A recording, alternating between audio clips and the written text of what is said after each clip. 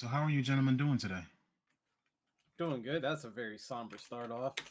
Man, I mean, you know what? It's a somber mood for WBD, right? Like having to announce that you made like, I don't know, or that you have like $10 million less in profit than you thought you did when your market cap was 18 million. You know, 10 no big billion. deal. I'm sorry, billion. My apologies with the B. No big deal. I'm sure Zaslav isn't at all clenching his fucking butt cheeks. I'm sorry. I went real quick to the F bomb. I apologize. It's one. We didn't even Everyone make gets it, one. You're right. You're right. Under a minute. Under a minute. Listen, this is why other people tend to do like the 5-minute run-ins so that they can beat the timer and they can just get in. True. You beat the system that way. Well, normally people, I mean, we have to entertain people for 5 minutes or so. So That is very that's why I just said, how are you guys doing today? I wanted to. That's also why we start with a question of the day. Question of the day today is going to be a little bit spicy. So yeah, well, just today's prepare been for it. today's been a spicy day. All right, I have been having interesting times in the world of dev. Just so many bug investigations and just getting ready for upcoming content. Never ending barrage of nonsense. I mean, at least you're not on overtime anymore, right? No, I mean I like overtime because I like money. He volunteered overtime. That was all voluntary OT, my friend, because I like big fat paychecks, as it turns out. Speaking of bugs, I know this sounds crazy, but I knew it was going to happen. I knew as soon as we said bugs, there was going to be a thought that came to my head about a game. So speaking of bugs, EA is hyping up another Battlefield game. They promise it's going to be bigger and better than before, but I think we've heard this song and dance. Well, that's the problem. This is the entire problem with game development today. They're always trying to be bigger and better. How about, call me crazy, how about you go back, you revisit the stuff that worked, and you figure out, like, how can we take these things that were really successful and people liked and just, like, tweak them a little bit and make them better? I got an answer for that question when it comes to Battlefields especially. So EA, if you're listening and watching, which I doubt you are, but in case you ever are, what we actually want from Battlefield 2042 is cool. We don't want to go back to World War One. Sometimes we might want to revisit World War II, but give it a break. What we want from Battlefield is another Bad Company. I would agree. We want a story back, bro. Battlefield 4, Battlefield Bad Company 1, Battlefield Bad Company 2. Those three games were probably the top of the list when it came to quality in Battlefield. And guess what they all had in common? 2142 is another one, too, that a lot of people want back. Which is, well, that's kind of how we got 2042. Exactly. They thought, oh, well, everybody loves 2142, so we're going to give them 2042, which is the predecessor 100 years earlier. And that's kind of modern times. We can take a couple of futuristic liberties. Nope. No, we want the story, bro. I don't want to feel like I'm paying $70 for a multiplayer experience. 2142 had mechs before Titanfall. I'm just saying, like, bring mechs in this next one. Make up some stuff. I'm remiss to say that sometimes I feel as though when it comes to AAA games, nobody's going to dare to be different and make up some stuff. They're usually going to follow some kind of outline, like whether it be mythology or something. It could take a couple liberties or whatever. But I don't really know if we're going to get that super creative, out of the box type of game that we would expect from, something like an indie developer. You know what I'm saying? Yeah. But I mean, if you So don't take risks, you don't make the no next big thing. no risk, no reward. That Yeah. is a thing. Yeah. So Every single big franchise at one point was a risk, mhm, but it ended up working out well. that's Yeah, true. I think the difference between that in a lot of cases, I think there's a difference in. I've been thinking about this a lot. I think there's a difference in the risk that a small group of people take, that like their families' lives depend on this, and I think there's something that seems to, like, not to sound corny, but there's something that takes the a lump of coal and turn it into a diamond, right? It's that pressure, and I feel like it's it's fundamentally different when someone.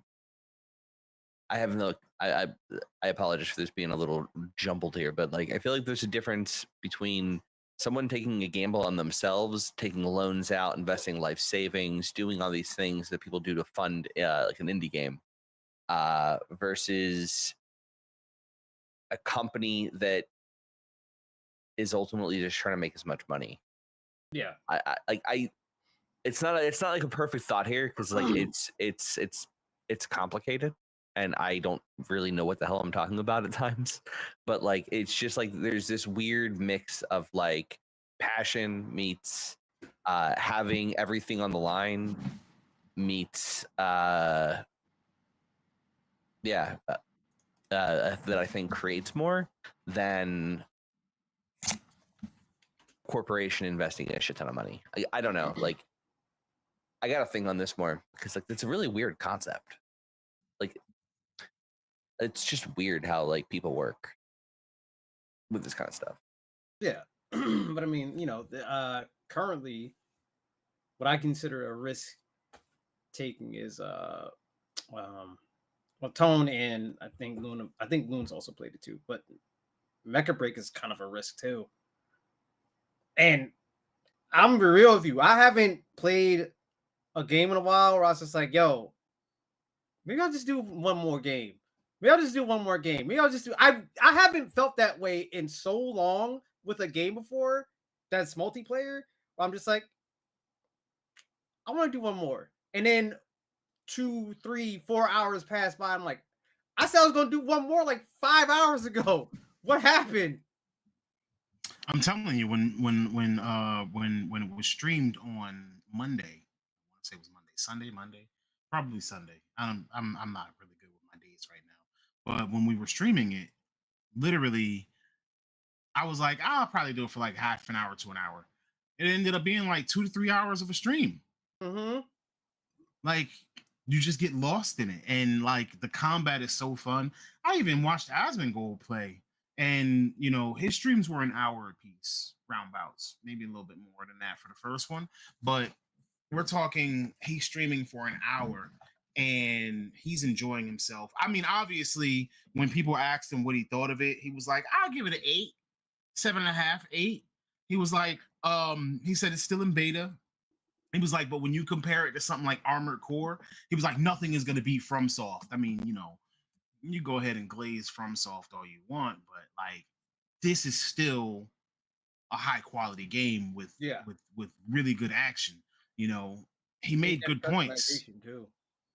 Well, he made good points because with Armored Core, you can customize and change your weapons and change, different mech parts, arms, legs, etc. You can't do that in Mecha Break. You can add mods, but the mods are gift and curse.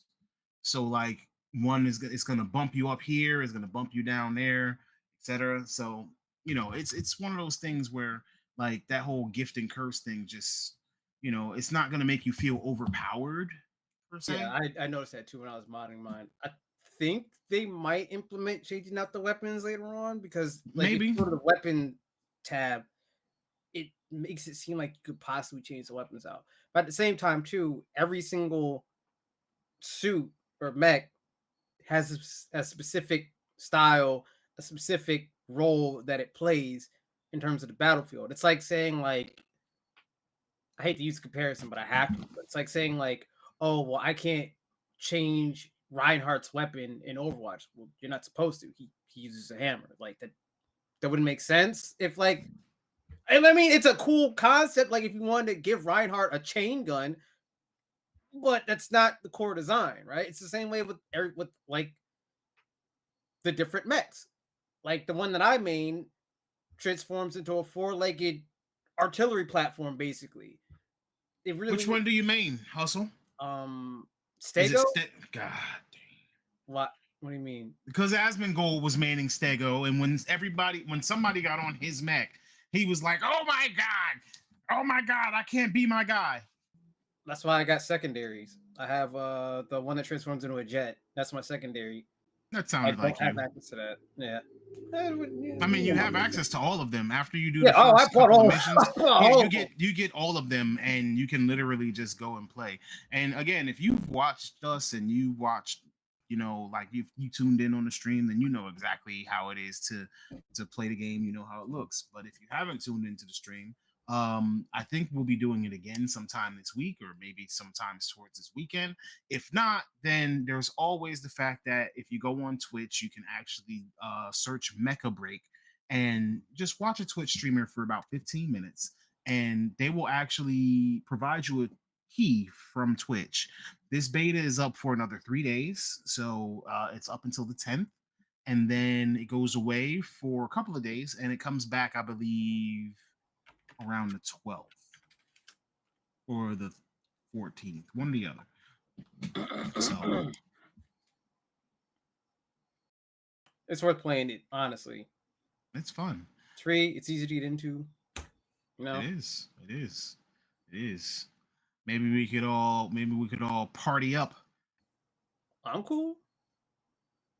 I don't know who else we would get to party up with us, but we can party up. My main is As long as we don't have the same main, we're good. Bro, I don't know your playstyle. Unless you chose, I'm assuming one of the support mechs, maybe. Am I that obvious? Oh, yeah, you play support. All right, so I was using light support. It's fine. And then somewhere along the way, I went down a deep, dark rabbit hole and jumped on Panther. I wanted to try them, but that one's always taken up. It has no guns. No, it's all full melee. It is literally a lance that what I do is my lance is always on charge. Like always, I'm moving, I'm jetting around, my lance is ready to go. And then as soon as I let go of that charge button, it just shoots you forward. And what you end up finding is that you can be very disruptive to people because it pushes you out of whatever it is that you're doing. And then normally I don't even use the shield because I have the shield switched over to the shield blade. And so like I'll lance someone and then I'll shield blade right through. So I'm just always on attack. Always on attack. I still have to try the medium healer though. You know how annoying that is for me when I'm locked down in artillery mode and I have a Panther coming up and just smack me in the face. I'm like, yo, get away from me. And the fact that it eats through your secondary shield is kind of so it like the shield, basically the shield blade goes and affects your life directly. It's one of the few games where I'm just like, I don't mind playing this by myself too. Like that's true. Multiplayer it doesn't matter if the team doesn't do what you need them to do because I'm having fun playing it. And that is a feeling that sometimes I feel like I don't necessarily get from newish games that involve multiplayer.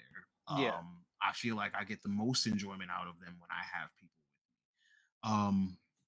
When it comes to this one, I enjoyed it the first time I played the beta. I enjoyed it this time, and I'm going to enjoy it as many times as they give me a beta or give me access all the way up until the game releases. I'm hearing... I told Pops, I was like, I'm going to spend so much money on this game. I know it. Well, I'm hearing that it's going to be one of those free to play games, but they said something about the culture and the whole pay to win thing. Like they're going to try to make it as not pay to win as possible. Like, I mean, I could see you paying for cosmetics. Yeah. I don't see, like, if they make it to the point where you can buy mods, then people are going to consider it pay to win. It's just Yeah. that's what it is. So anyway, let's get to the spice of today's question of the day, because I kind of want to hear these answers. There's only 3 of us, so we had to fill it with some kind of conversation in the middle. Technically 4 if you count Loon in the background somewhere. Wow. We don't. Wow. He is doing his technical wizard thing, but we're gonna move with the question of the day. But before we get to the question of the day, I'm gonna say good evening, everyone. Welcome to Start Button Live, the safe haven for geeks, dweebs, nerds, blurs, and a whole bunch of other things, but mainly gamers, cosplayers, whatever you want to be. This is a place where we actually try to create a safe space where we can talk about games, those who don't understand games, gaming, the gaming mindset, the nerd culture, blurred culture, or anything related. You can feel free to ask your questions. We're here to completely set up an understanding. We're also here to deliver news. We're also here to deliver our opinions. So don't take anything we say as the gaming Bible, of course, but we do try to be very much informed in what we're talking about. So I want to welcome you all, and I thank you very much for joining us this evening. Now we're going to move on to our question of the day. So today's question of the day is going to be, if you could have a video game character as a roommate, just one video game character as a roommate, who would it be and why?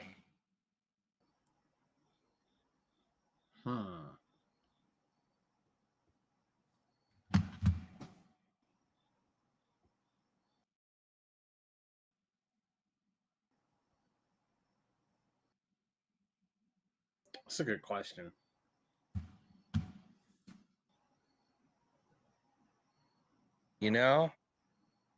That's an excellent question, sir. And I think I'd have to go with all right, so let's work through this for a second here. Okay. Like some good options would be like if you never want to see your roommate, probably Princess Peach, because she's always fucking with Bowser anyway. So like she's always getting taken away.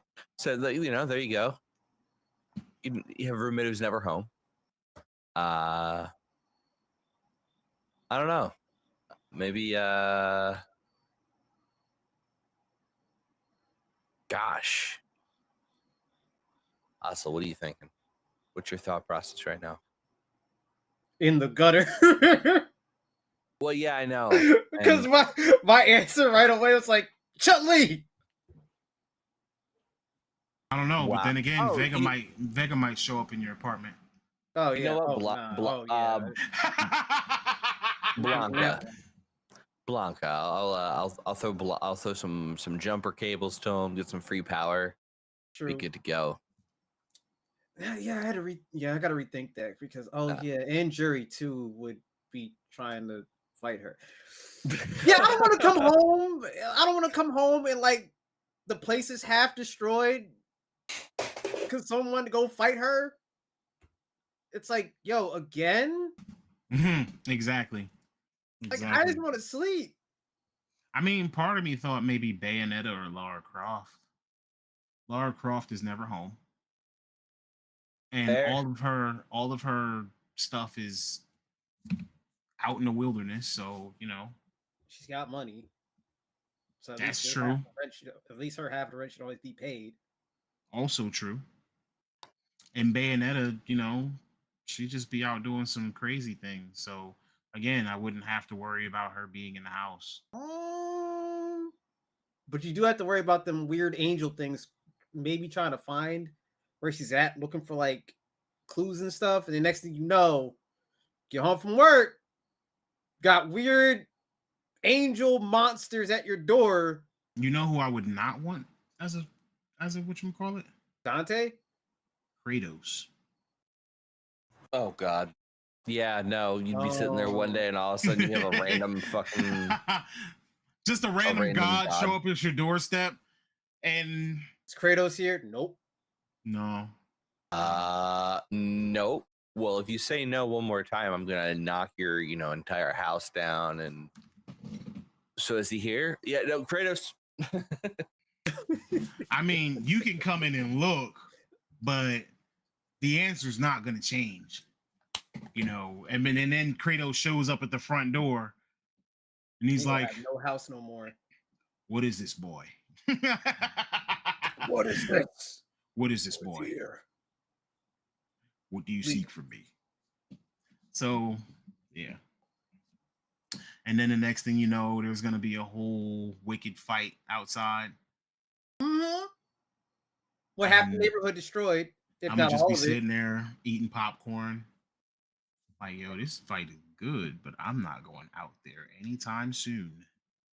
Oh no! See, you won't have to worry about that. Through wall. Exactly. The inside of your house is going to be the outside of the house with that whole fight. Yeah. And eventually he's going to have to leave, and then he might not even pay his rent. It's gonna be a mess. It's gonna be a mess. You're not getting your deposit back, by the way. No, never. At all. That's a dub. No. Landlord gonna see that shit and gonna be like, yeah, you ain't getting that deposit back. Yeah, because the house is no longer here. It's in the next county over. I also thought about Solid Snake, but I could see him setting traps all through the house. Yeah, I could see that being annoying. Mm-hmm. I could see me opening refrigerator and something springing out. I could see a whole bunch of different scenarios where Solid Snake being my roommate would be completely uncomfortable. That, and you have to deal with possible government agents busting through your home and like sedating you just so they can give them a special mission. And you're like, what fuck? Where am I?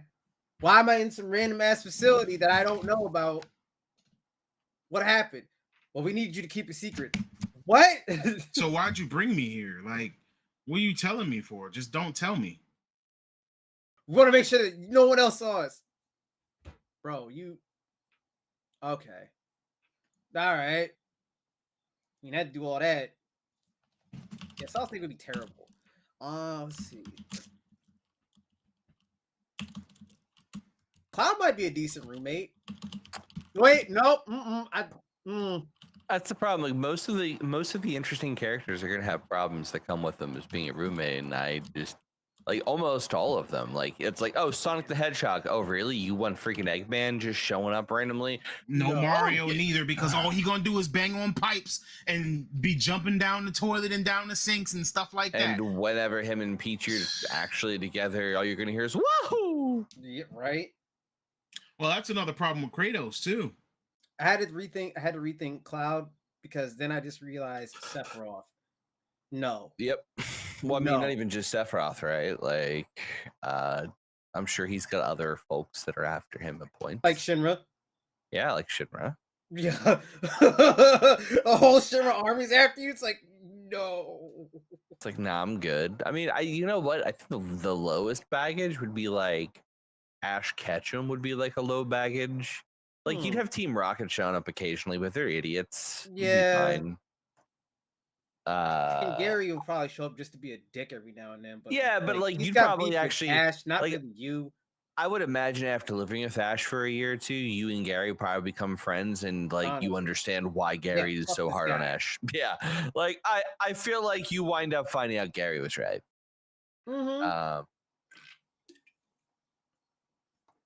Yeah, I don't. So, what about you, Tones? You got anything else for us? Kirby. No. You will have no food left in the house. Yeah, exactly. You have no food left in the house. None. But you played a whole bus worth of food fact of the in matter, 1 second. The fact that I heard you say no, not Kirby before I said Kirby was crazy. Yo, I'm telling you, I'm sitting here, I'm cooking it up. I'm like, I mean, it would never be somebody like Goku or anybody from an anime, like an anime-based game. It would have to be somebody like maybe one of those Splatoon squids. No, You have ink everywhere. that's what I'm saying. I mean, as long as it's on their half of the place, I'm cool. As a matter of fact, my place will always stay freshly painted. I So were your mean, clothes. Huh? So were your clothes. You'd get really annoyed at You right. I wouldn't want to walk out with week, like. you're gonna be annoyed at that shit. You're like, yo, I don't have no clean clothes because this motherfucker, bro. All my shit's covered in ink. It's true. It's true. you know what? Maybe like maybe one of the assassins from Assassin's Creed. You know, like an Altair would probably be decent. Like, I don't know that they're actually like. You might have an issue with the Templars, but I feel like it would be pretty low key. What about CJ? From Grand Theft Auto? Yeah, I'd much good. rather Franklin from Grand Theft Auto 5. I mean, either one. CJ just got into way too much. True, he did have Yeah, to worry fair. about the cops. Specifically Officer Tenpenny. And Yeah. Michael was my favorite character in GTA 5. So, but he just kind of ruined his whole entire family life. But he was into too much as well. I know you're not about to say Yeah. Trevor. Oh, you know what, Trevor? You know what? Listen. No, because Trevor would use that whole place as a meth lab. Well, listen, hear me out here, okay? Trevor. You would never have a boring day. You'd be stressed out. Do you remember how I grew up? Trevor would just be like being back home. Oh yeah. You're right. Yeah, you're right. And given the area that I'm in now, that's like you see Trevor's every day. Yeah, you're right. You know what? You got a point. Yeah, like, could you imagine, like, Trevor comes in after being gone for 4 days, and you're just like, where the hell were you? He's like, oh, I woke up in, like, a county over. I was tripping balls. Yeah, my pants were off, and I was tripping balls. It's like, what the fuck? What? It's like the stories you freaking hear. But he would always have money. Yeah. That's the thing. He would always have money. Trevor wasn't broke. Never have to worry about missing rent. That is true. Well, he would probably just kill Shit. I mean, yeah, but I mean, is that really a problem? True. Yeah. The first argument that you get with the landlord is going to be the last for that guy. He's gone. Token says Trevor was honestly my favorite, especially the tripping and killing aliens. I thought that was Trevor made the game colorful, but Michael felt like a professional. I mean, Nico was the real professional. Yeah, no, Token right here, just right here. I woke up 2 counties over, my shoes were on, but my pants were gone, and this weird Indian chick let me at her peace pipe and told me that I'd find my way if I just let go. Like, so I did, and I smoked a whole pile of meth. That's the kind of story you'd hear on the daily. Like, it would just be something else every single day. Actually, you know what? That's my answer, Trevor.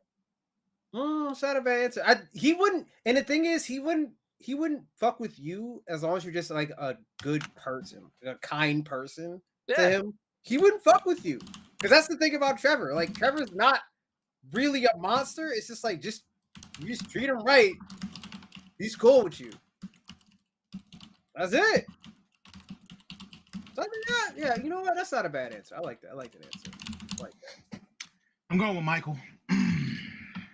What's wrong with that? Can't do Trevor.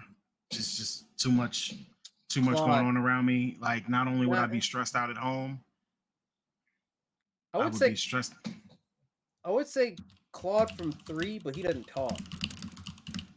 Which, I mean, I guess it could be a blessing, but also at the same time, it's just like, dude, like, you're trying to ask him his opinion on something. Like, yo, man, so, like, what do you think we should have for dinner?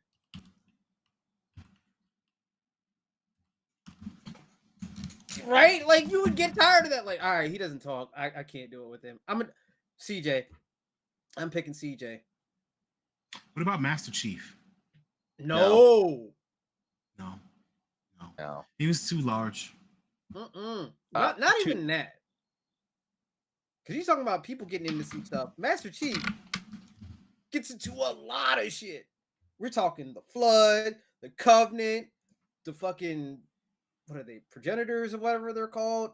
And then when Cortana got corrupted, her little faction that she had, no. You don't want to deal with that. That's just way too much. You won't have a house anymore. It'll be gone because they'll just be coming after Master Chief. So, no. I mean, granted, he's not going to lose the fight.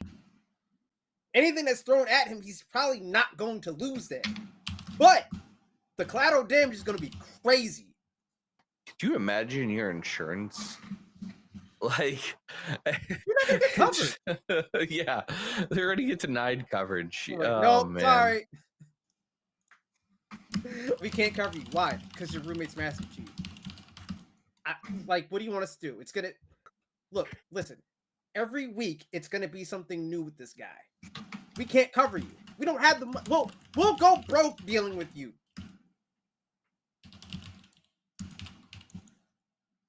Who was, like, safe? No Street Fighter was safe. No. No Tekken character was safe either. What about... Wait, no. What about, Xiaoyu? Well, then you had to deal with a giant panda. Always being around. Yeah. I mean, the panda's friendly, but at the same time, too, it's like... It's a panda. Yeah, I don't know how many friends you're going to won over when they see a giant panda. And you're like, oh, fuck. Kind of terrifying. Oh, and then you have to deal with Kuma. Because Kuma's always trying to get with Panda. Mm-hmm. You know, yeah, no, that's a bad idea.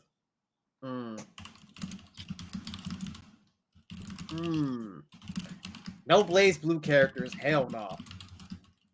Bro, there's so much story there that it's not even funny. No Guilty Gear. That's a no.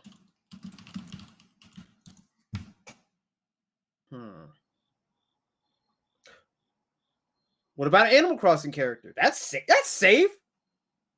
What about Olimar? Well, he's too tiny. Yeah, but if there's an Animal Crossing character, then I'm assuming that I'm forever in debt to what's his face? Tom Nook? Teddy? Tommy? Yeah. Tom. Yeah. Oh, I almost called him Tom. I almost called him Voldemort. I almost called him Tom Riddle. I mean, they're not that far off, considering how evil Tom Nook is and keeps you in debt. Yeah, it's a... I heard that there was a profanity in the new Quidditch Champions, or the new Quidditch in the new Quidditch game. Like they're just gonna randomly say the S word. It's literally just a game that plays Quidditch. Just gonna randomly say the S word and not some weirdo like. No, it's the S word. It literally says shit. Cool, I guess. I don't know. I mean, it just feels unnecessary. Yeah. It's very unnecessary. Like I didn't even hear. Look at how edgy it is. No, but all right. So let's transition into what I wanted to talk about first. We're gonna talk about a little bit of Star Wars Outlaws. Tell me what you want. What you really want. Here's the thing: Star Wars Outlaws comes out on the 28th. Yep. 28th of August. So a lot of the conversation that's been buzzing about is, just basically getting up to, oh, hey, Star Wars is almost here. We're going to hype up the game. Well, at this point, we're trying to see, is the game really hype? Is the hype really worth it? Should we be investing in the game? Should we be getting excited to play it? Are we going to preview it? Is anybody going to buy it here? Like our opinions, etc. But anyway, for the past week, we've gotten some details on Star Wars Outlaws and different things that it's gonna have. We've already confirmed that there's a season pass for the game, and that includes a new story pack. There's gonna be cosmetics included in there. Actually, there's gonna be 2 DLCs, cosmetics and a day one story mission that's already included in the in the season pass as well. The first DLC on the season pass is going to be coming out in the fall, and the second DLC is going to be coming out early 2025, as I recall it. With all of the information going about, we know that this is kind of an open world fantasy action adventure type of game. So, part of me wants to know: do we need a season pass? Like, sure, we like expanding our games. Well, not we, but more so the companies. They love expanding their games. They love making sure that people are playing this one game as long as possible, and that the game and the fun never ends. And people want to buy. People want to buy their DLCs, and people want to have as much fun in their game as possible, because obviously that makes the most money. And then some people are probably going to get satisfaction off of the fact that, hey, somebody wants to play my game for 6 months, 8 months, 10 months, 12 months, or whatever, and not want to play anything else. Like, I mean, if I was a game developer and I wasn't a creator and an artist, I'd probably want that too. Like, I want people to just play my game for as long as I possibly could, and I just want to enjoy myself. Or I want people to feel like this is so good that they're just going to enjoy themselves. Like we talked about Mecha Break earlier, and the replayability, like that's going to be a major thing when it comes to games. Like when it comes to your story games, do you play them again after you beat them? Like, do you just play through them once? I'm the type of person, right? For me, I'm the type of person where I either am not gonna finish the story, or if I finish the story, I'm good. I'm pretty good, not playing it again. Like I'm probably the gaming industry's best friend and worst enemy at the same time, because I'm probably not going to get into anybody's DLC, but I probably will buy a ultimate bundle or something sometimes. Depends on how much I want a game or how much I like a game. Like if we knew, like, all right, for example, Monster Hunter is coming out. Monster Hunter Wilds. If they announced Monster Hunter Wilds was going to have a Ultimate Edition, and with the Ultimate Edition, since Monster Hunter pretty much always gives you free DLC throughout the life cycle of the game, but if you bought the Ultimate Edition, you were guaranteed to get the expansion when it comes out. I buy that day one. I might buy it on two different platforms, because I know that I'm going to buy the expansion. I know that I'm going to play through the entire story. I know that I'm going to do this. I know that I'm going to put more than 100 hours into this game. I know, and for me to be Mr. Demo and know that I'm going to put this much time into this particular genre, it's kind of one of those things. But that also has a proven track record. This is true. This is true. Mainline and then G series. Correct. That's been a thing. Or base and master, because like Iceborne is essentially master. I think they stopped doing the G's now and just started going with the masters. Like 4, I think. Yeah, I think it was 4 or 4 ultimate or something like that. But even then, they still did ultimate. Yeah. So, but yeah, like, how do we feel about season passes for single player games? I got a whole crew surrounding the. Okay, we're skipping that part. For about as long as I can. Personally, I'm always conflicted on this kind of stuff, because same. It's kind of like a double-edged sword here. On one hand, I would rather them focus on making just one really good game and stop trying to, like, a single player game doesn't need an expansion. Historically, a single player game just needs a sequel. And I feel like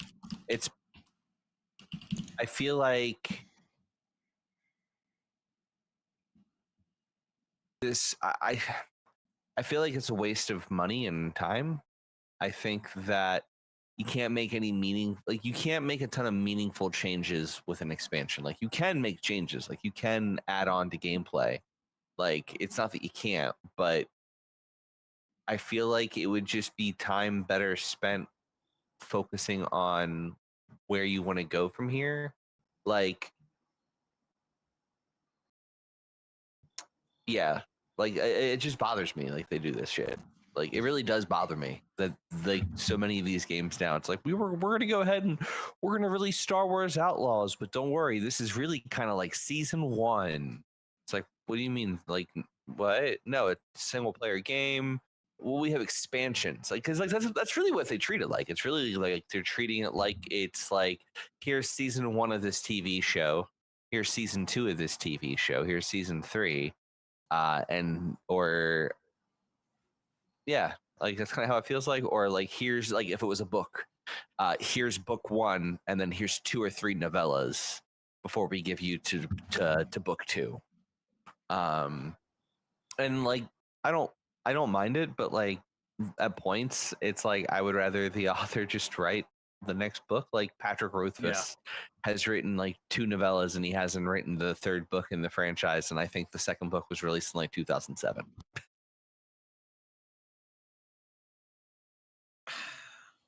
As for me, like I feel it's the same way. It's like a double-edged sword. What worries me when season passes and DLC is so quickly announced for a single player game is it makes me go, okay, so I'm not gonna get a solid ending out of this game that's going to require me to get the DLC to get the full complete story. And my thing is that when it comes to any sort of single player experience, a story driven single player experience, the story should be complete without DLC. DLC should expand upon what is already there. Like with Phantom Liberty, that expanded upon Cyberpunk 2077. You don't even need, here's the thing, you don't even need to play Phantom Liberty to fully enjoy 2077's story in all its multiple endings to get a complete story. You don't have to buy the DLC. The DLC is just there as like a little extra there, a little extra thing right there. But it's not something that takes away from the grand scope of the game itself.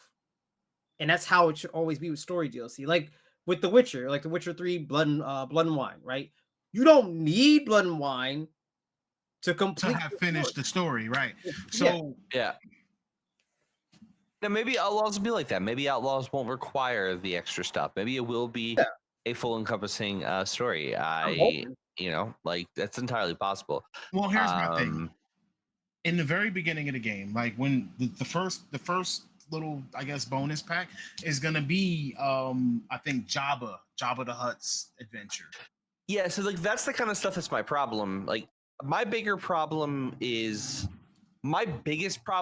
when there are quests at launch that, you know, and I don't like accusing people of this because I know how DLC and shit works, but like I do know there's historical proof of them going of like someone coming and being like, hey, we need to have like pre-order incentives, or we need to have bonus incentives.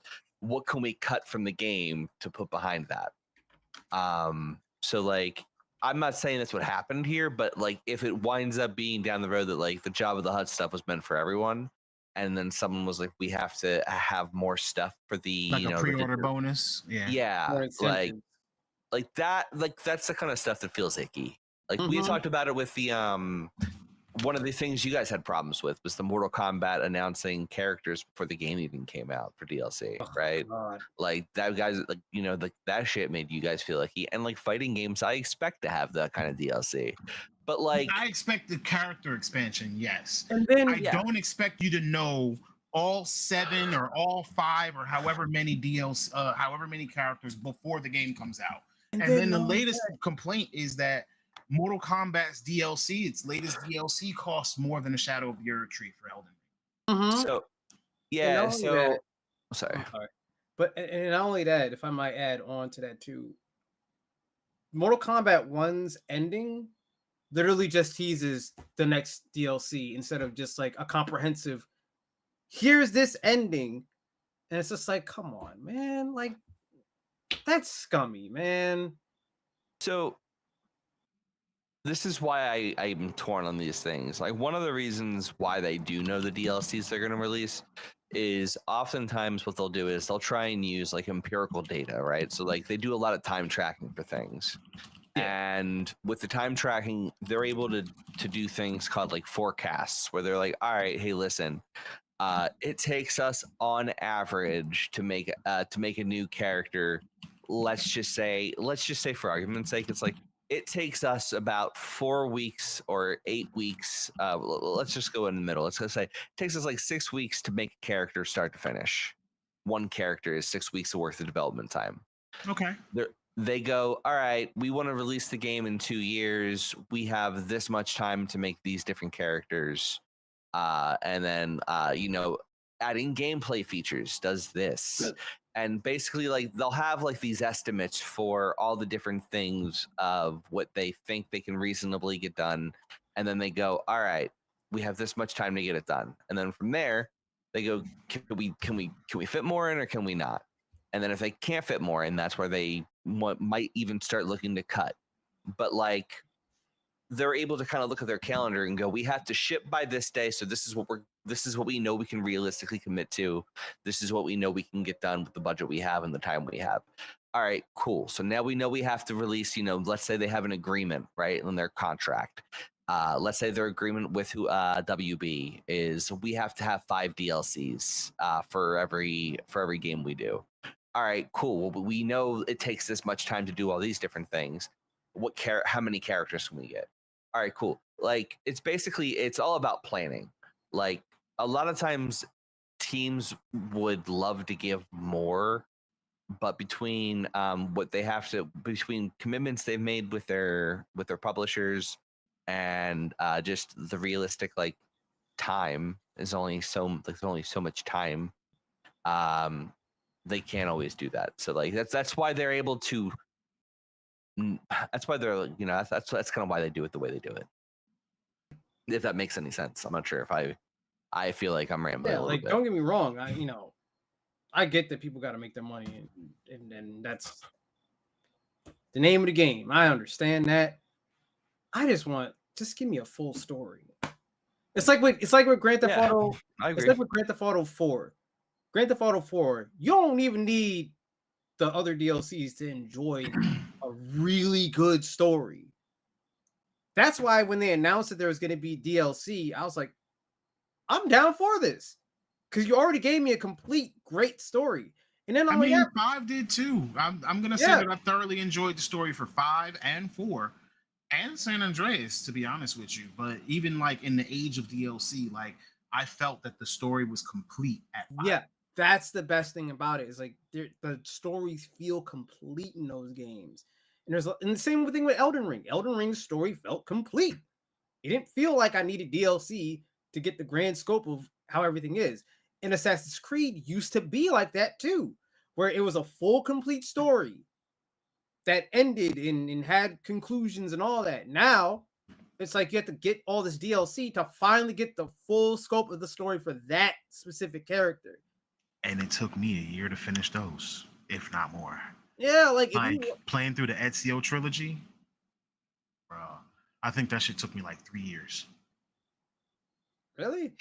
Yes, I can't stay focused in that enough. But still, Assassin's Creed 2 was complete. Yes, it was a complete story from beginning to end. It had a beginning, a middle, and an end. It did make you wonder what happened to Ezio. Yeah, exactly. Which is why the expansions were good. And the thing was, it wasn't like it was something that was mandated or planned out or anything like that.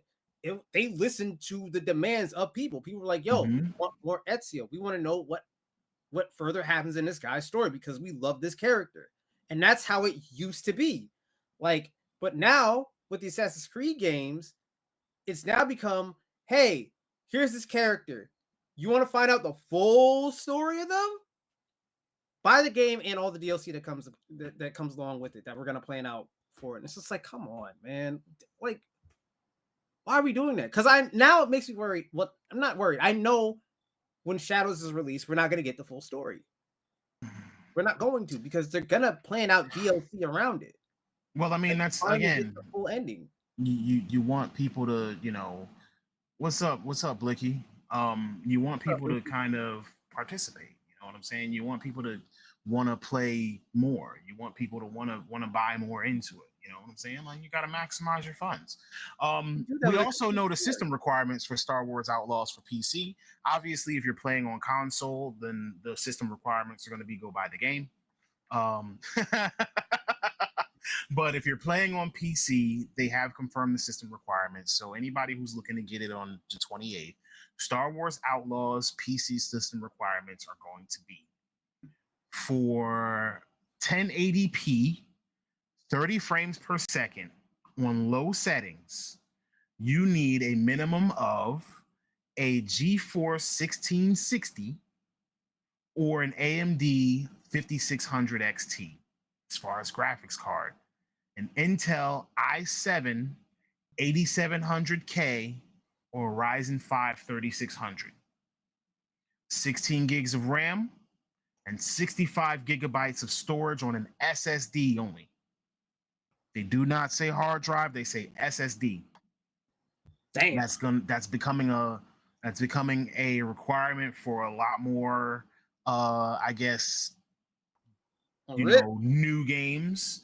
So if you're looking to get Star Wars Outlaws and you don't have an SSD, you might be able to find something that's not super expensive. And for 1440p, 60 frame per second, the system requirements are going to be a GeForce 3060 Ti or an AMD 6700 XT. You're going to need an i5 10400 or a Ryzen 5 5600, which means that we're talking just last gen stuff. And you still need 16 gigs of RAM and 65 gigs of storage on an SSD. I believe that the download size is 65 gigabytes. Sure, just say that. So yeah, I was just about to say, Ubisoft said, if you're a broke bitch, just say that. If you're broke, like, we don't have an interest in you playing our game. I'm sorry. You can fuck right. You can fuck right off. And yeah, they're like, listen, brokies. So do we think that these requirements are too high?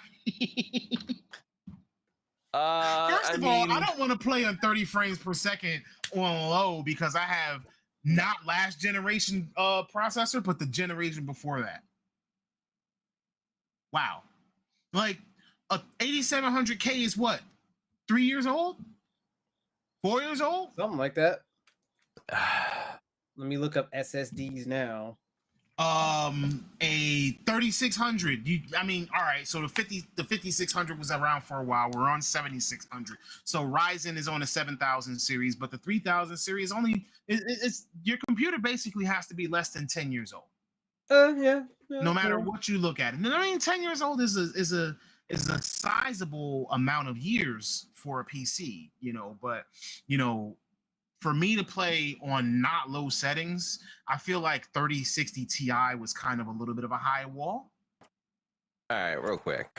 Let me just go to PC Part Picker real quick. Mm-hmm. All right. 40p. Here, let's go ahead and get. Let us see what a graphics card looks like these days. Ti versus. I mean, I'm gonna be honest with you. I was actually very tempted to go and get that Into the Spider-Verse 4070 Ti. Yeah, I don't need it. I'm still on a 3080. I'm sorry. I don't need it. Did you say Into the Spider-Verse? Yeah. Fuck. It was on sale for $679, bro. I was like, oh, I might need this. Oh man, I can't do that right now. Although if I do that, I'm getting a new computer. I mean, it's the Across the Spider-Verse, and it's $673.20, down from $800. Right. So, oh wait, no, it went back up. Never mind. It's $879. It looks like on PC Part Picker, The cheapest you can get a 3060 Ti is $412. That's a PlayStation 5. Yeah. Oh yeah, sure. Let me go ahead and I'm gonna post it in the production chat. And then I'm going to Best Buy real quick and seeing how much a computer with a 3060 Ti would be. 3060 Ti minimum. Yeah. Basically, the point is, Well, I don't need to take my car, thankfully. if you're not completely familiar with games, pardon me. So you spend minimum of $70 on this game, and it's requiring you to have a computer where one part is over $400. I mean, I'm not gonna lie. Like Best Buy has, you can get a desktop with a 3060 Ti, an AMD Ryzen 5 5700X, Okay, 16 gigs of DDR4. it's 4 because it's a 5700. Yeah. It didn't go to DDR5 until the 7600. Yeah. All right. Cool. So it's DDR4, and that is a little under 1,200. It's a 1,139.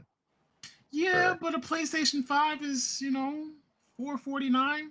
Oh, I know, but I'm just talking about like if you're a PC gamer, that's not a bad that's True. not a bad price. That system is going to carry you through whatever task that you need to do for the next 5 years. Honestly, it'll carry you to the next generation. Yeah, yeah. The next generation is already here, which is why I say the next 5 years or so. Oh, Because remember, we're still on the 7000 series and the 40 series of graphics cards, as well as the processors being now in the 14s, and AMD is in the 7s. So. Yeah, here's what's wild. You ready for this?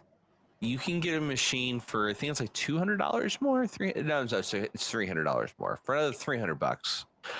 You can get an HP Omen, which has an Intel Core. Actually, never mind. It has an i7 right now. I wouldn't touch Intel right now. You know what? I would love to ask questions about that, but I don't know if we're gonna do that at this moment. Intel has Intel Quick processors have a bug right now that they're getting ready to do an update for, where apparently Intel processors, high-end, various ones, but mostly high-end ones, have been causing games to crash for the last few years. That explains it comes off as looking like it's a VRAM issue, but it's actually the processor. Ah, I see. You know how many people have probably replaced computer parts that they didn't need replaced because of this? I'm gonna guess Eric's one of them. I'm gonna guess Eric's one of them. He was having issues with Star Wars at one point, and if I know him, he has a high-end Intel processor. So I wouldn't be shocked if that crash he was getting was because of that. But he replaced one of the parts and it fixed the issue. So I mean, maybe it wasn't that, but he had a really weird. I went high in AMD this time. So and as much as I thought, I really don't like AMD or didn't like AMD, but this time they have amazing processors. It's their graphics cards that are. I've had previous ones and computers just went. Starting to catch up. You know what I mean? Like but again, we're talking years ago. We're talking before Ryzen's came about. So. Oh yeah, no, the Ryzen series is phenomenal. Yeah. So, yeah, I mean, the processor game. Well, I've also seen quite a bit of failures in the Ryzen 3000 series. When it came to processors themselves, I've seen them take some dumps. No, but again, that's like the 3600, whatever. So like the 3000 series. Oh, so you mean broke boy processors? Huh? You mean broke boy processors? Whoa, calm down, Jamal. All right, so as I said, Ryzen 9 3900X. And then I'm going to let everybody know we did get a couple of sneak peeks on Instagram and other social media platforms, including YouTube, into some Monster Hunter Wilds footage. So some of the new mechanics, things of that nature. So just go check that out. We're not going to delve too far into it. We're probably going to dive videos. Yes, they do. They just did Instaclave today. But we're not going to deep dive into those right now. We're actually going to get some Monster Hunter Wilds footage around the time of Gamescom, which I believe is in September. So I think that we're going to go more in depth when we actually get either a playable demo or actual more gameplay footage of them showing some in-game stuff.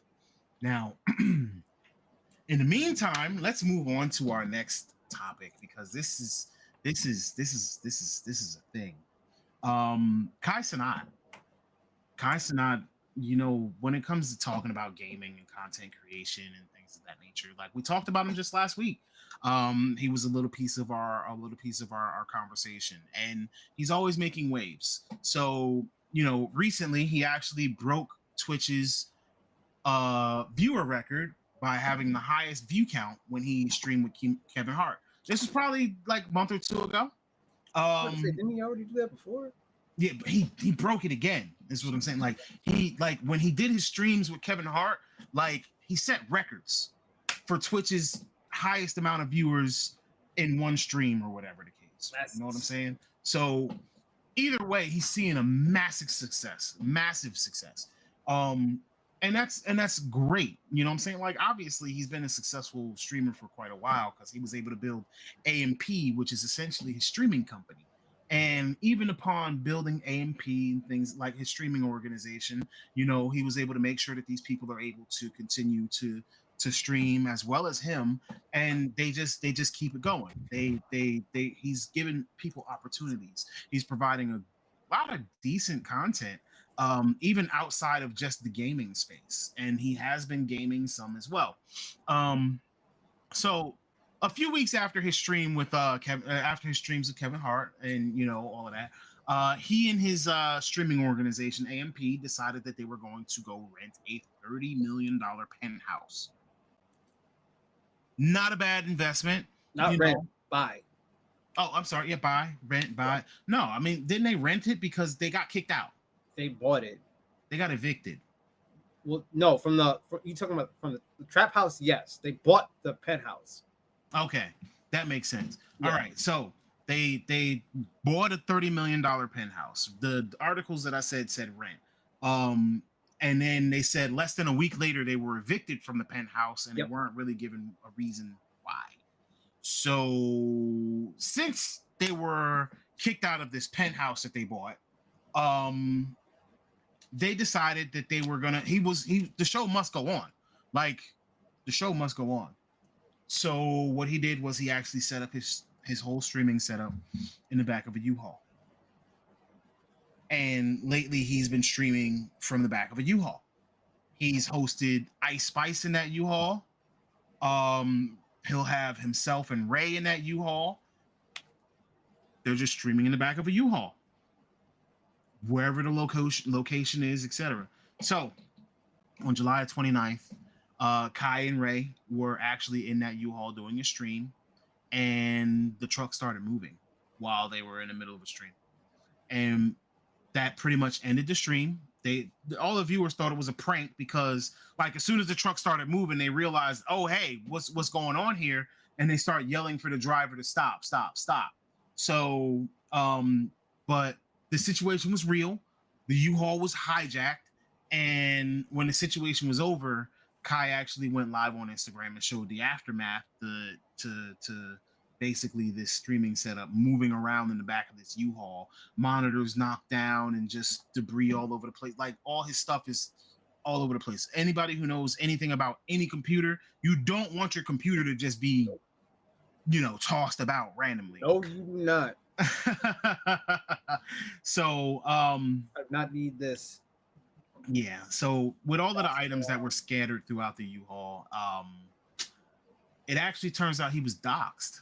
So he had basically told somebody while he was on stream, I'm guessing, that he was going to buy them a PC and, made them promise to not reveal his location. And that person went and revealed his location anyway. Needless to say, that person's no longer getting a PC. No, I hope that person's going to jail time. Yeah. So because that's pretty much one of the only people outside of AMP that knew where his location was, where his U-Haul was, or whatever. We talked about content creators last week, and it is sad to hear such Try to an do something unfortunate nice for people. Absolutely, absolutely. Like it's sad to hear such an unfortunate situation happen, but at the same time, Kai is doing what he must do, and he's out here just continuing to entertain, which to me shows that he has a lot of dedication to his work. So while taking all of this information into considerations, what can content creators do in order to further ensure their safety? Like, should he had even set up his stream in the back of a U-Haul in the first place? Is that's like, if that's your primary source of income, is that something that you would have done? No. Well, no, I wouldn't have. Because that is just in New York City has way too much uncertainty. Me as like a in the mid 30s human, no, I wouldn't. Me in my early 20s, I don't know that I would have thought twice about it. That is very true. We are at different stages in our lives. We're like, I think more about preserving my life now. Well, it's like yeah, because like in your early 20s, I don't know that Kai has like really had exposure to a lot of that stuff. Like, I don't know what his background is. Like, I don't know where he comes from. I don't know much about him. He seems like a pretty well-adjusted dude, though. Like, so like whatever his story is, props to him. He seems really chill. But like in your 30s, you've just seen so much crazy nonsense happen. It's like, no, not a shot in hell would I do that. No. I'm gonna be real. If I was like a big time streamer, I'm streaming from an undisclosed location that ain't nobody gonna know where it's at. I mean, I'm gonna be where I rest my head at. He's technically he's in a U-Haul. I mean, I don't know if I would I wouldn't keep my stuff I wouldn't keep my life in something that's so mobile and easy to take away. That's my thing. And then if you're not gonna bolt everything down or use like those straps or whatever to keep everything still, then I don't know how I feel about that either. Like rent like an office for like a month. Yeah, but how much money do you put into an office that you're renting for a month? And then if you're renting an office, is there a lease? I thought the guy had a warehouse he used. No, I think you're thinking of Aiden Ross. I know Aiden Ross has a warehouse. I thought Kai's room was revealed to be a set. No. That was a Mr. Beast thing. They built the set in like the desert, and it was a replica of his room so that they could launch fireworks in that room. Okay, I didn't hear about that part. Okay. Yeah. There was a full thing to it. Just like Asmongold's room being a set was a prank. Where was the Bloodborne stream that just happened? Where was that located at? Did it just happen? Yeah. Were there any windows or any furniture in the background? It's like literally set up like Yarnum from It was Bloodborne. it was probably in the U-Haul. Go look it up. No, it was no. Okay. That makes sense. It was in a room. It may have been. I don't know. It's a good question. I have no idea. It looks like his room, or at least a room. And this could all be, like I said, the U-Haul incident. Okay. So I'm not completely like abreast of where he's at now, what he's doing, but I imagine I mean, he even had Aiden Ross and a couple of other streamers offering to like help him get things settled. So, after that whole incident when he went live. I mean, Kai, if you want help finding some places, holla at your boy. There's some spots in Jersey City you can take up. I like that boy, not this one. New York, I don't got it. I can't. Yeah, holla at me. I don't got it. Holla at me, Kai. We'll talk. I don't know. No, not today. But yeah, I mean, if you're just using it for a room, then V-Tone has a good point. You could just shop around for a studio. The problem is getting something that doesn't lock you into some kind of a lease, especially if you're still shopping for a place to stay where you're going to, you know, like settle in for good. Not like a place to live per se, but you know, a place to work out of for everyone. But I mean, at the most, you pay like what, a fine? He got the money for a fine. That's pennies. So here's the thing. You gotta break your lease. You don't get rich by spending unnecessarily. You don't stay rich that way, sure. By spending unnecessary money. You gotta be smart about the moves that you make. So and you also don't want to get into any legal battles or legal ramifications. Like if like you're not gonna go into at least knowing that you're gonna break it. Very often. Like if you have to break a lease, then sure, but that's essentially like breaking a contract. I mean, unless he goes for a place that's month to month. That is possible, but which, in my opinion, the only people who should ever do a month to month are people who either have to be moving around from the country or you have lots of money and it doesn't matter to you if you're not going to be there next month. Yeah. In my opinion, no normal person who works a regular 9 to 5 should ever be on month to month. That is neither here nor there. I don't disagree with you, but some people just don't like being chained down. You can't hold me back. Which I get. Me, a fucking yearly is security. That means we are in a binding agreement for at least a solid year. Because you want to be stable, you want to be secure, you want to make sure that everything that you have is going to stay there and you don't have to worry about what's going to happen the next month. And 9 out of 10 normal people are going to be like that. But if you're in the middle of a transition because, you know, you buy a $30 million penthouse and you're kicked out of it all of a sudden, so you're technically displaced. Which I hope he sues for that. I mean, I don't really know the full story behind that either. Apparently, he doesn't either, seeing as how it says that he wasn't told a reason. So, you know, if I bought it, it should be mine. Period. But it can't be because you don't own the building that the penthouse is in. That's where the complexity of a penthouse comes in. It's like you're paying money, but you don't own the building, meaning that the person who owns the building still has rights over you, even though you bought the. The more I look at it, the more I'm less like, yo, penthouses seem less and less attractive. I mean, they were never attractive to me because obviously, like, that's, you know, you don't like. You are right. You are 1,000% right. What up, Ande? I after living in cities for the last 10 years, I will say I definitely don't like them.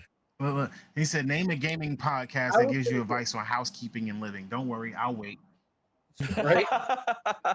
Look, I'm just saying we like to keep it real here, but like literally again, we're gamers, but we're gonna be we talk from a gamer's point of view. Like we legitimately want everybody to understand like this is a lifestyle. So everything entailed in that lifestyle, and you know, like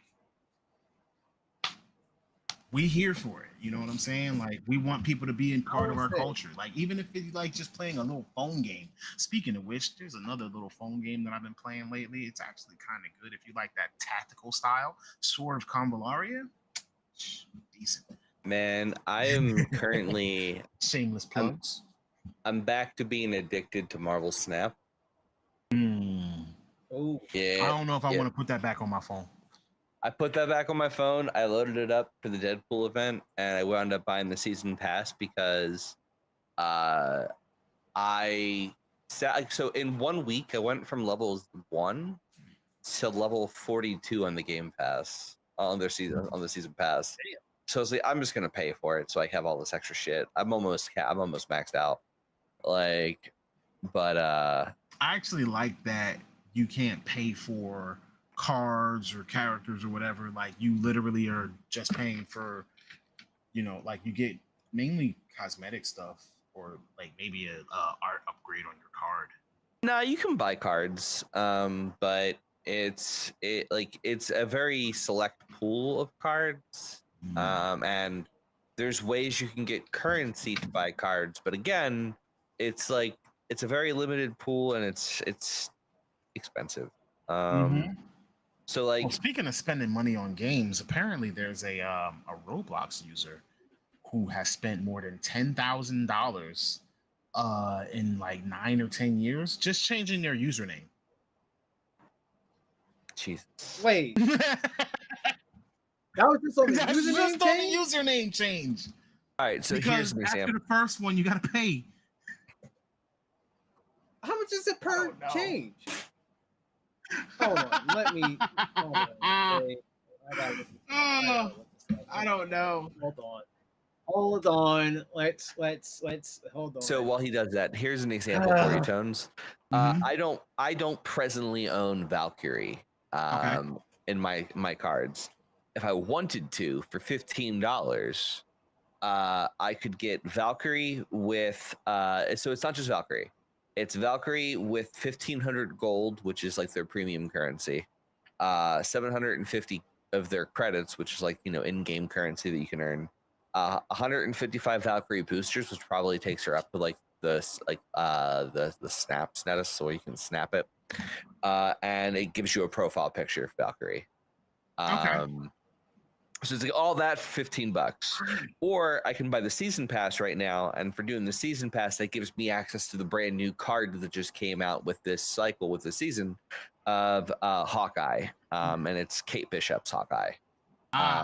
So it's $10 gets me Kate Bishop's Hawkeye, and then a season's worth of content. Got it. Okay. Ande got you is right. That's gonna be some little kid trying to role play and keeps changing their folks' card. You're right. Because when you out here just doing big things, and you know what I'm saying, or you jump from game to game and you want to change your name with every game, like I could see it being, you know, a nice lengthy little whatchamacallit. And the way the kids be asking for Robux nowadays, I can see that. I know people who literally buy their kids Robux every month just to make sure that they stay happy. Hold on.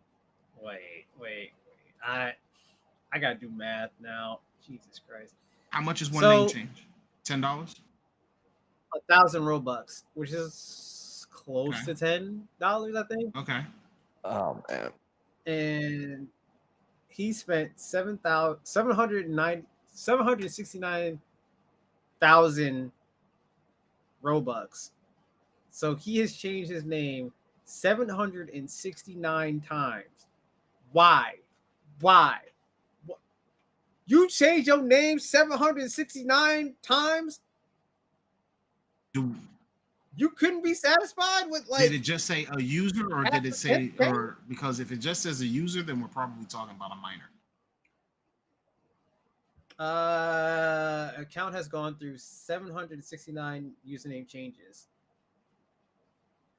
Username changes in Roblox can be attained by spending Robux, a premium currency obtained with real money. A name change costs 1,000 Robux, meaning the user in question has spent 769,000 Robux on name changes alone during their time in the sandbox game. I guess this one user has done that. That is crazy.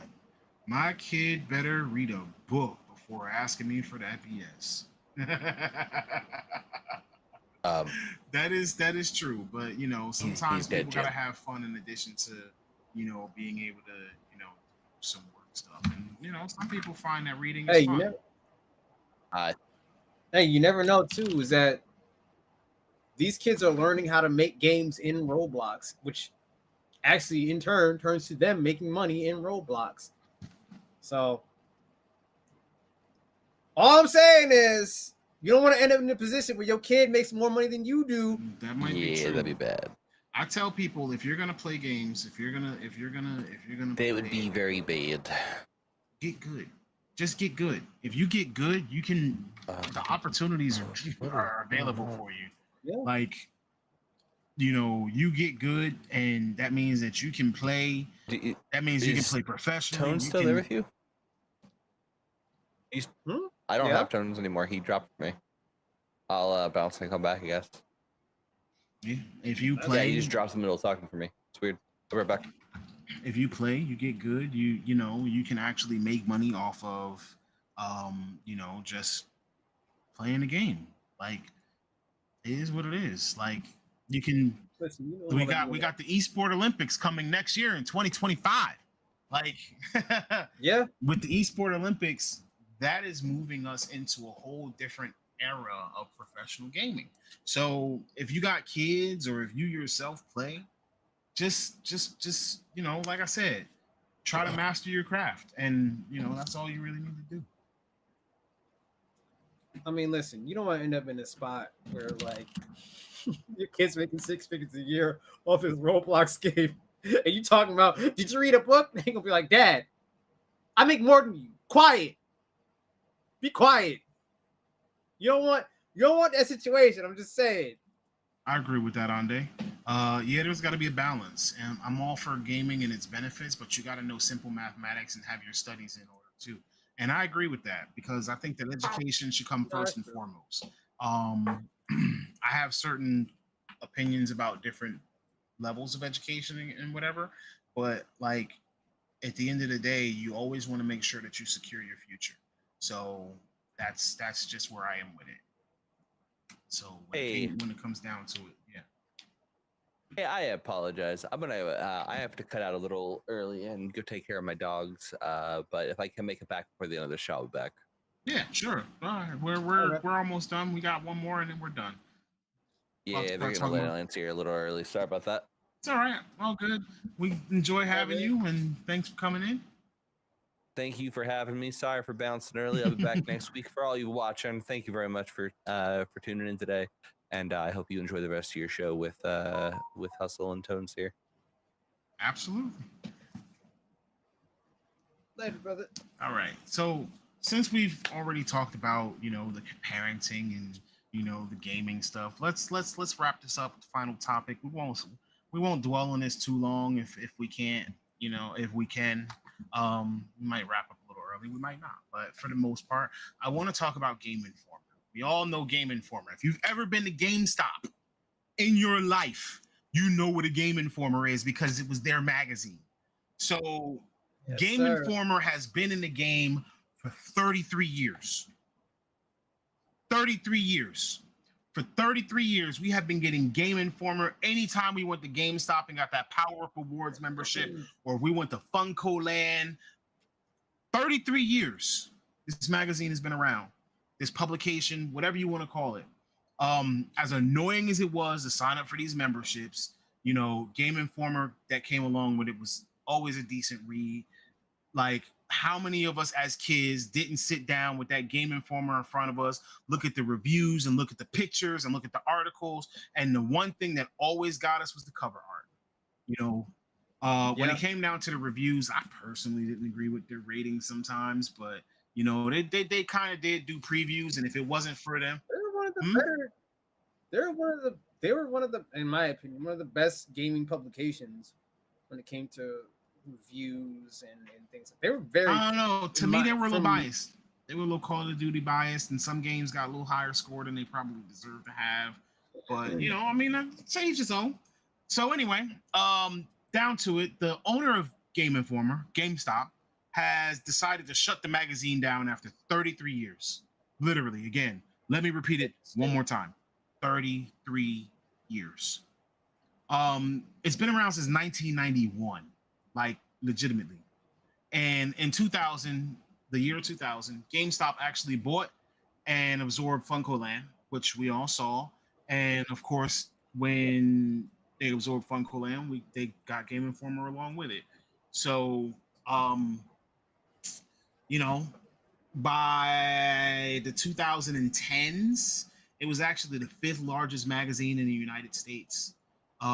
It actually beat out Time magazine and Sports Illustrated. It was a larger magazine than Time magazine and Sports Illustrated. It was at every GameStop, bro, and every kid wanted it because you was getting the Power Up Rewards member if you went and bought, Funko Land was actually what GameStop used to be before GameStop was GameStop. So they bought Funko Land, and it was FUNCO. So it was actually separate from Funko Pops, but it was literally, it was Fun Company Land, because that's what Funko was, Fun Company. and they wanted you to think of something fun when you went to buy games. It's not terrible. So anyway,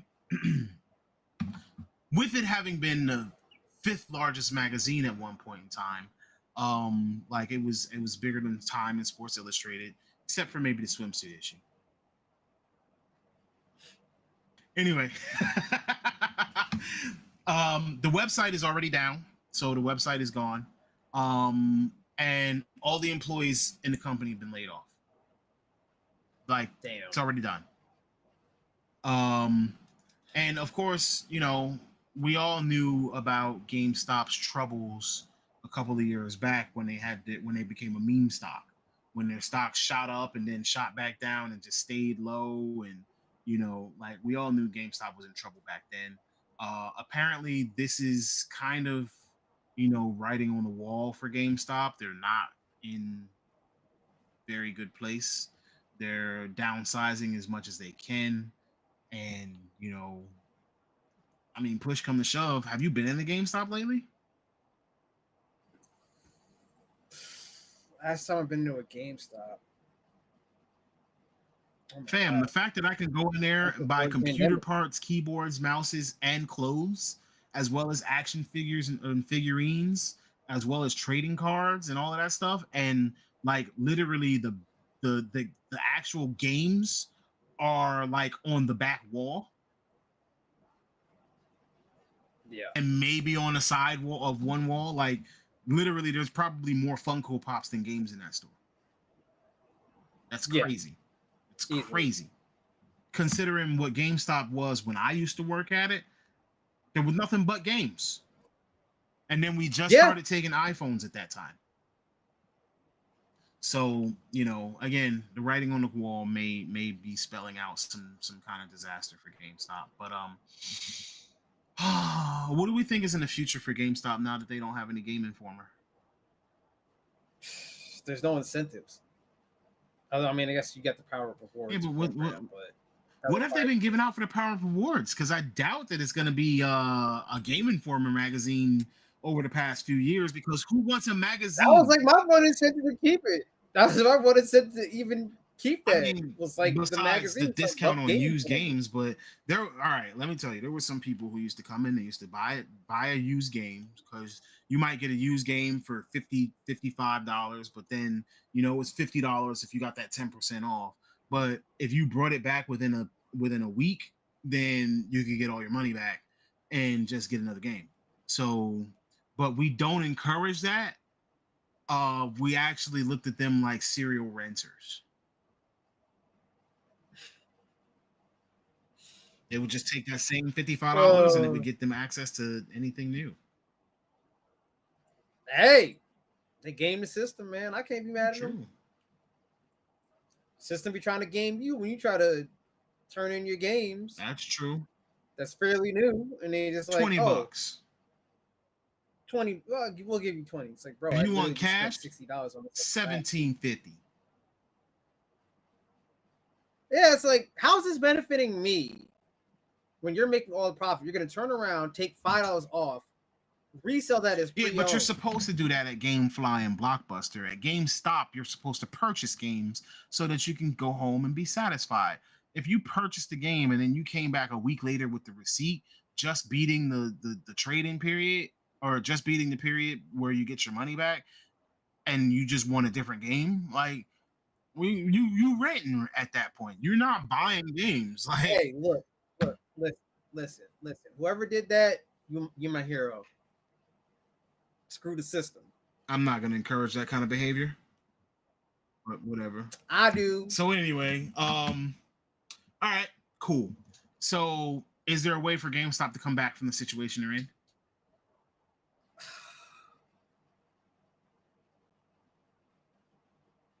Because now we're thinking generationally. Because the idea is you have to make it last generation. I mean, right? all right, let me be clear. Because here's why. Here's why. Our generation still buys games physically. Probably not as much as before, but we're more likely to buy games physically, buy big collector's editions and things like that. True, Kids, but Steam has a 2-hour play limit. Yeah. Kids now, they play things like Fortnite, free to play games that you can just download. What incentive do they have to go to a GameStop and spend cash at a GameStop? What was the incentive back in the day? I mean, it was one of the only places where you can buy games, and all the young people used to want to work there because they were under the misconception that if you get a job at GameStop, then all you do is sit around and play games all day. Yeah. Ladies and gentlemen, that was a lie. I didn't work at GameStop because I wanted to sit around and play games all day. I worked at GameStop because I was displaced and in between jobs, and I was out there job hunting kind of hard, and I actually ended up getting like the bottom position at the store, but like I needed more money than what the bottom position was paying, so I was only in that position for like a month, and then they like promoted me to like key holder, and I started moving into the management. Like I was basically, what that manager that hired me said was that he was putting me on a fast track to management because I was a grown man. That's your shit. Yeah. So said he was putting me on a fast track to management, and I moved up fast. But like, what incentive do kids have to go buying games at a GameStop, physical games? They don't look at the games they play. Again, Fortnite. Well, I guess you could say COD. I mean, but even now, like, you don't go to your friend's house. You don't let somebody borrow a game. No. You don't do the things that we used to do back in the day. And we talked about this. We literally talked about the incentive of what it was like to game back in the day, like what it was like to game in the 90s and the early 2000s, where like you brought your controller to your friend's house and y'all all got on one PlayStation or one TV. Like consoles used to have 4 ports just so that you could plug in other controllers so that people could come over your house. There was most games had couch co-op. Most games did split screen so that you could versus each other. Like now everything is over the internet, and now they don't want to actually enable you to have 2 controllers at the same time. Yeah, exactly. And the thing is too, another big issue is that because every single console now has its own online storefront, you never need to leave your home to buy a game. AOV. Fuck my siblings. Damn. Why you say that about APOD? Because you know what it's like to be the big brother and then a little annoying little brother. Like sometimes they just be blowing and shit. Like, you know what I'm saying? I mean, somebody should send him this. Somebody should send him this link later. I don't know what he's doing, but you know, I've had my times where I was mean to my brother when I was a kid. I'm not gonna not admit it. You know what I'm saying? Yeah, that's right. You take the controller and you slide it under the console so it looks like it's plugged in, so that they think that they playing, and they be like, "I don't see my character." I'm like, "You right there on the screen." That only works when they're young enough. When they are of a certain age. Mm-hmm. Past that age, that don't work no more. Yeah. So, I mean, we used to play Sonic, and I used to let my brothers be Tails. Brother, not brothers. There you go. Whoa. Let me ask you a question though. When was the last time that you physically bought a game? Like walked into GameStop and physically bought a game? Into a GameStop. This guy is 7. This was probably 2-3 months ago. Even though I will admit that I'm not really a supportive person of GameStop as a company, but that's my own personal opinion and from my own personal experiences. I could say this. Why the sidekick though? All right, so the sidekick is because Tails actually contributed to Sonic 2, but like we were literally trying to beat the game, like, and this way, if he messed up, it didn't have any impact on us needing to have a continue. Facts. And I the got an game was idea. the game was Disgaea 7 for PlayStation 5. I got an idea how you could probably save GameStop. GameStop would have to work out a deal Get on their knees. with. Sorry. They'd have to work out a deal with the publishers to make it so that you can only get collector's editions, like the physical collector's editions, at a GameStop. Yeah, but they ain't doing that.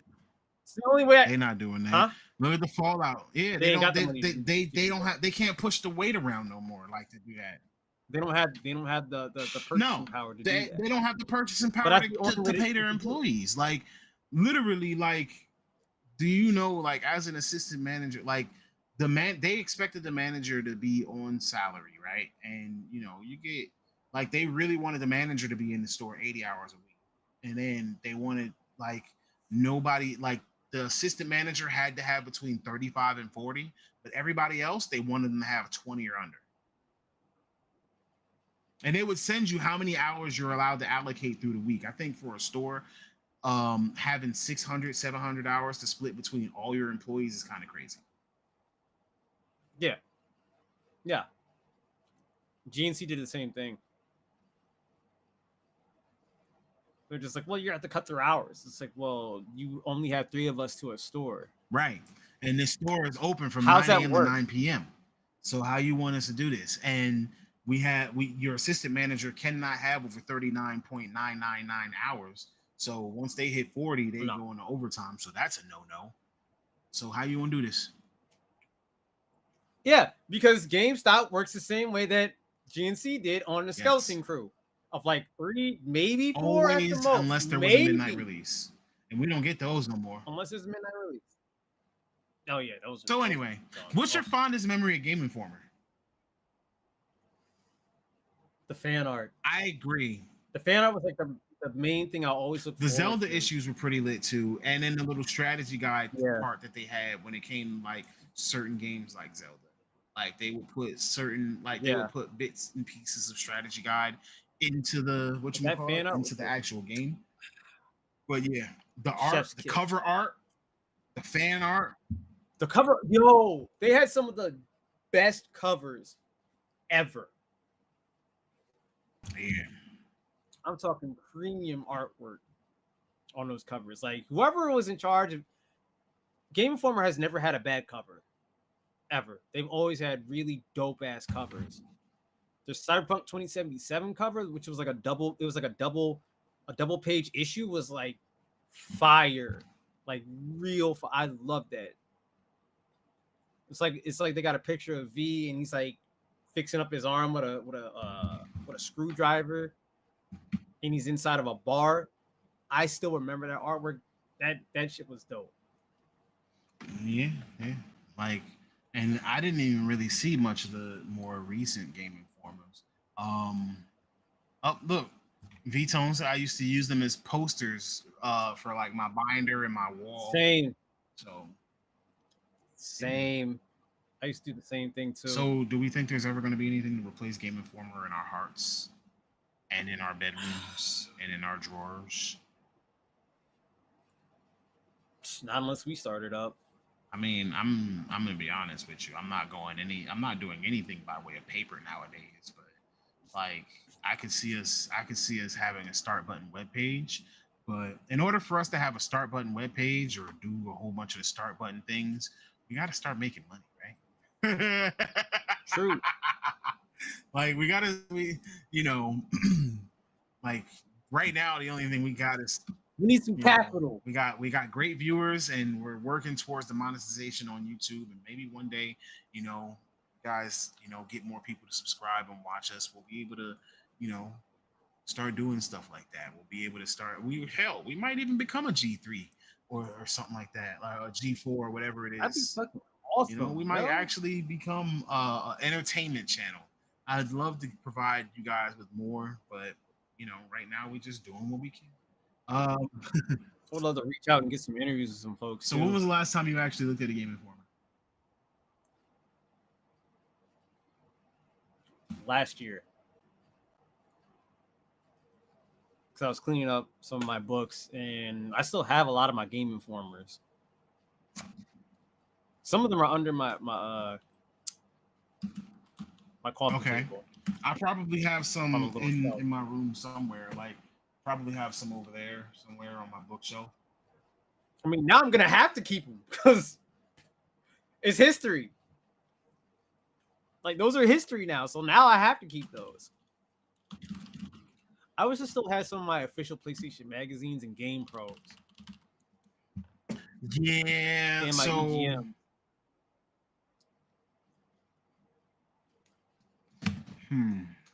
was Game Informer was bigger than Game Pro, but I think that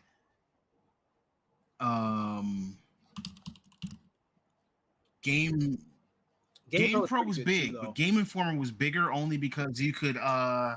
you could basically get it for like you could get it for signing up with Power of Rewards. So it was a cheap and Yeah. inexpensive way to get people signed up for memberships. Yeah, Game Pro, you had to actually go to like, this is okay. So this is, well, they still sell magazines in like gas stations and 7-Elevens and shit, wherever they sell magazines, you know, in supermarkets and stuff. But like Game Pro, EGM, official PlayStation magazine, you could only get those if you went to like the magazine rack. You literally had of to the go and store. buy it or sign up or something like that. Yeah. Sign up with the little paper, mail it in, get them mailed to your house. Yep. I always went to like the 7-Eleven on Route 22 to get my Game Pros. My Game Pros on my EGMs or my official PlayStation magazines, because the official PlayStation magazines, they had the demos. And that was always lit. Every single PlayStation magazine. I was about to say, did every PlayStation magazine have a demo disc? Because I remember, I vaguely remember demo discs going out of style somewhere around PS2. Yeah, they stopped in PS2, but PS1, they always had like a collection of demos of games that were coming out. That's how I ended up finding out about Armored Core. Yeah, actually, I think a demo disc was the first time that I played Armored Core, and it might have been either Armored Core 1 or Armored Core 2. Because I remember there was a demo disc with like Cool Borders. There was a demo disc with Armored Core. Hold on, let me find that now. Hold on.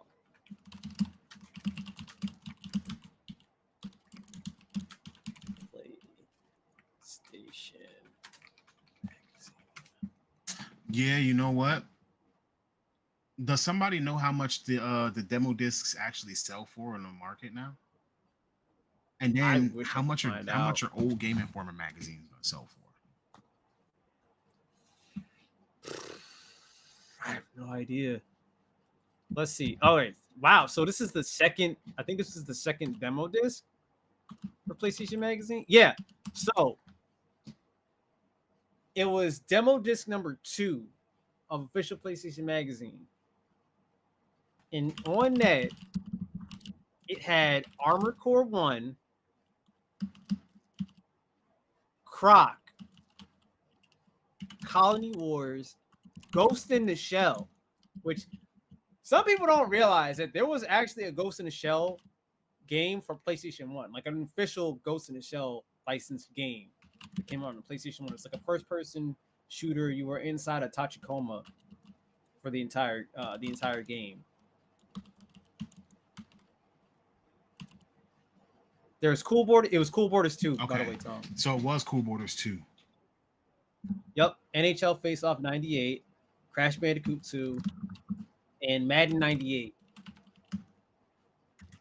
So we go all the way back to 1998 for that one.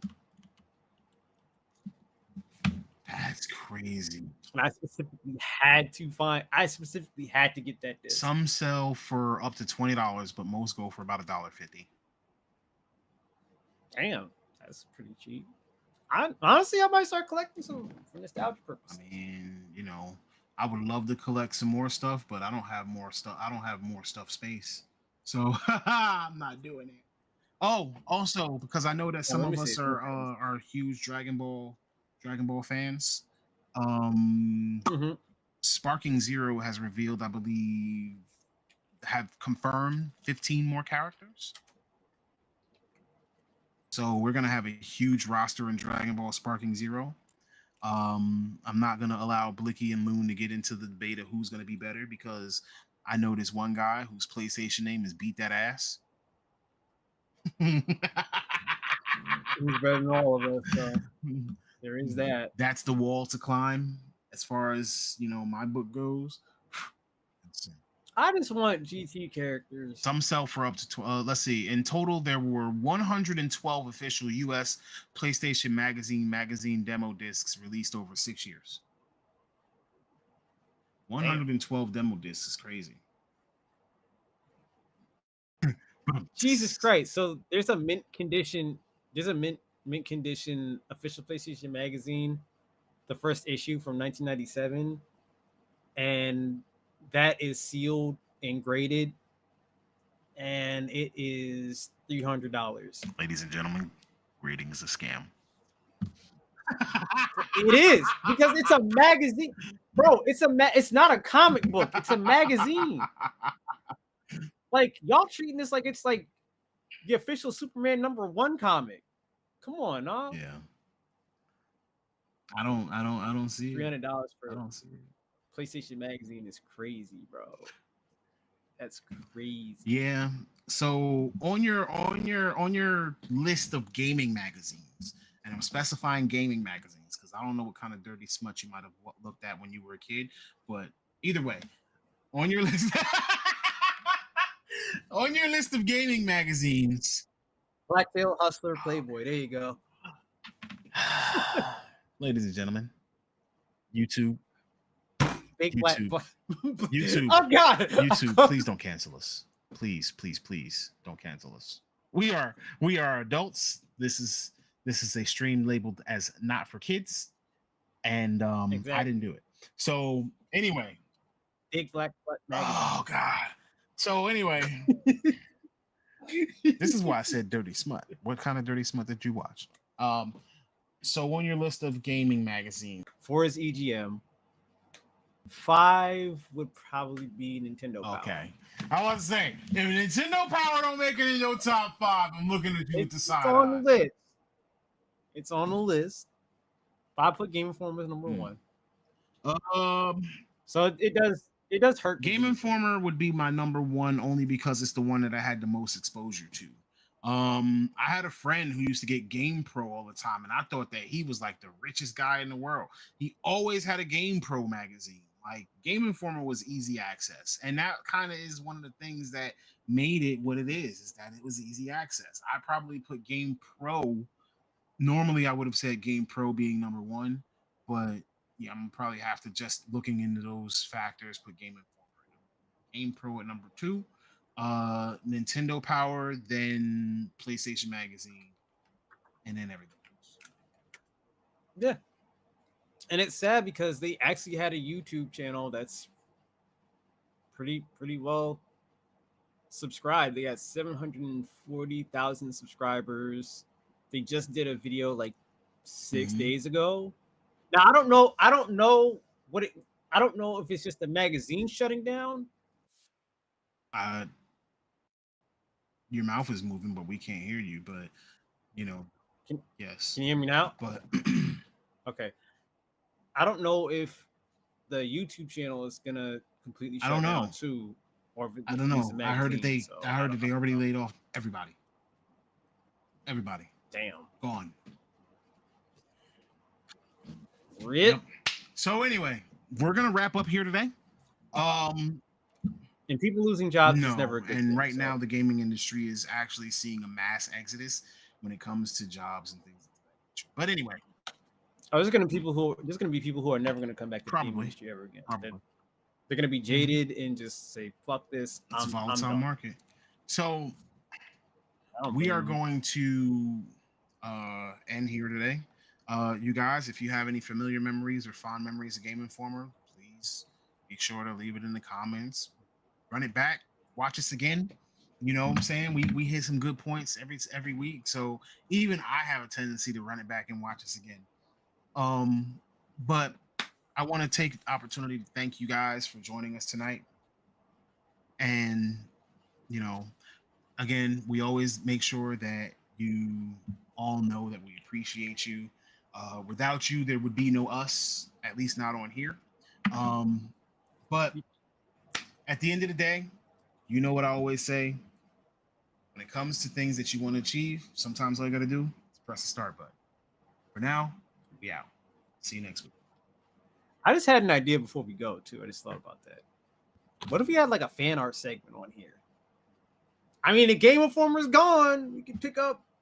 If we get fan art, any artists out there, y'all want to do some fan art? If we get fan art, Some shoot it in our game Discord, characters, whatever. and we'll feature it. Let us we'll know, make sure that man. Loon sees it and can put it up and share it. But by all means, if you got logos, if you got backgrounds, if you got anything start button related that you want to share with us, we'll definitely share it for everybody to be able to see. Hell, or game related too. Anything, we'll share it.